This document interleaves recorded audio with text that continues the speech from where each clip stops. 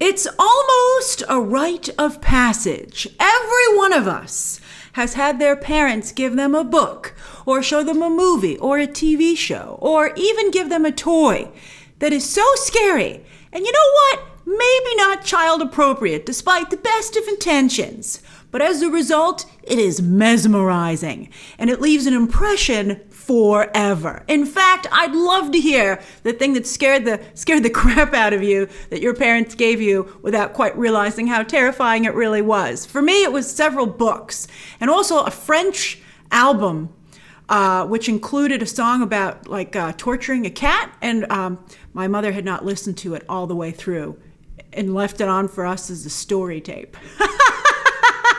It made quite the impression. And Robert Zemeckis' The Witches fits delightfully into this category. Like, it scares us, but oh, we love it. It scared me, this movie, in fact. I'm an adult.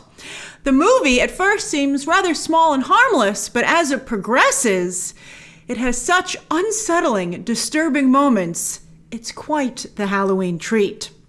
And The Witches features amazing performances from two incredible Oscar-winning actresses. And speaking of strong women, I am so excited that AT&T, the Female Quotient, and AFI Fest have invited me to be a panelist today to talk about breaking barriers on new content platforms. The panel is at 1 p.m. Eastern Standard Time, again today, so it's within the hour, and you can watch it for free via the link in the video description. All you have to do is click join here to register to get the link. But if you miss the panel, don't worry about it. You can watch the replay on the Female Quotient YouTube channel, and I've also put the link to that down below as well. AT&T is committed to elevating the visibility and accurate portrayal of women in sports and entertainment. Hooray!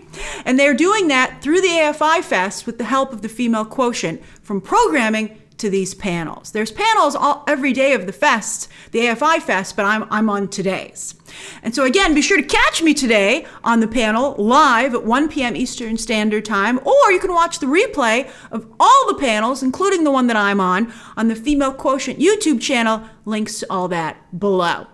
Now, back to The Witches. Screenwriters Zemeckis, Kenya Barris, and Guillermo del Toro, well, they do make a few clever changes here and there.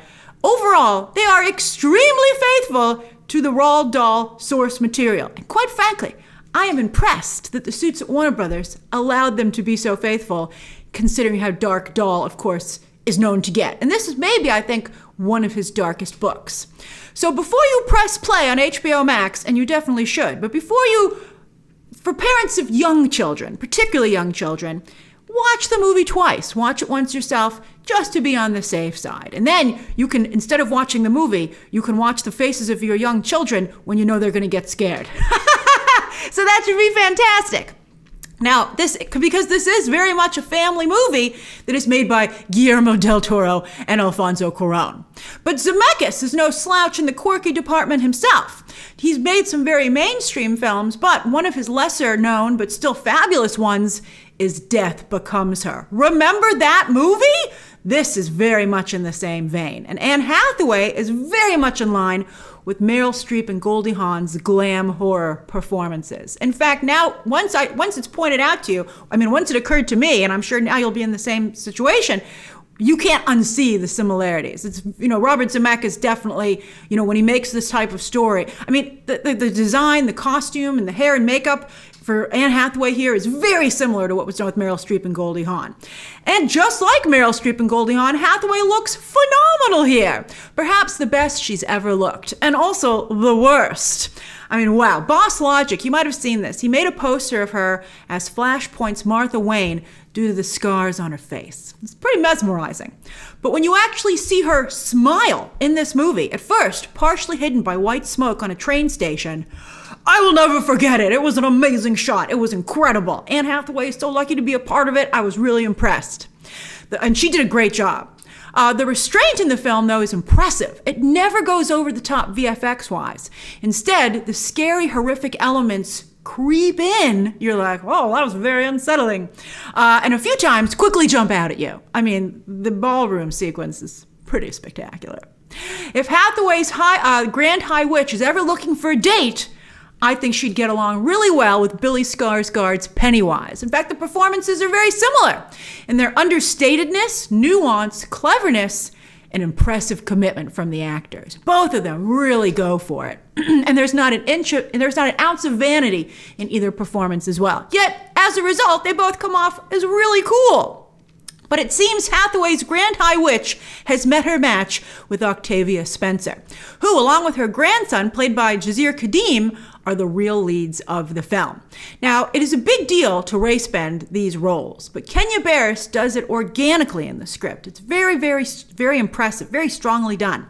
And it's never addressed. It's not tokenism at all, but it's still subtly powerful, like the other elements of the film, especially with a flashback sequence, which I thought was really special, and also the almost entirely black staff at the hotel where Spencer and her grandson go to stay. Spencer's character knows the former chef at the hotel, and so the hotel owes her friend a favor, which is why she can stay there, and it's just a really interesting dynamic. But again, it's done subtly, so actually, I think, in fact, makes it more powerful. Like Hathaway, Spencer, again, as I pointed out, is also an Oscar winner, and like Hathaway, she's perfectly cast here and does what she does best. As for Kadim, he's not 100% present as an actor. Even after Spencer snaps him out of his depression, he still seemed a little bit not fully connected to the story or the audience. But he's still very likable. I thought he did a nice job. Stanley Tucci is, of course, as always, an utter delight to have around.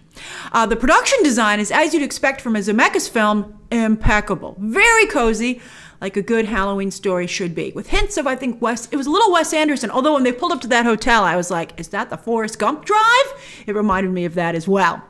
But also, as well, it's cozy, it also is very much like a Roald Dahl storybook, but dialed down a bit. It's not like a Matilda, and they do that so the scary elements seem more out of place and therefore more disturbing. And the balance was done very, very well. The visual effects, it's interesting. They're a little off with the mice, as we all saw in the trailer. Like, the effects with Anne Hathaway are fantastic. Like, sometimes I would love to see a making of to see how they pulled this off, because it's really, really strong and seamless. But yes, the mice look a little off, which is unusual for Zemeckis, who of course is a visual effects master. But it didn't hurt the experience at all, because by the time the mice show up, you're in the story, and it doesn't take you out of it. You're in. Personally, I think The Witches is right at home on HBO Max, because it's the type of film you want to curl up and watch it on the sofa with a nice hot drink and under a cozy warm blanket with the lights turned down low, and then you can turn them all back on after the movie's over so you're not too scared before you go to sleep. It was great. It was really a lot of fun. I think it would also be a good matinee movie, like a weekend matinee. I think that would just be a real delight. Make sure you have good Halloween-themed snacks. Although there is food, of course, factors very heavily into this story, so that'll be interesting as well. But it's such a good, especially for this time of year, such a treat.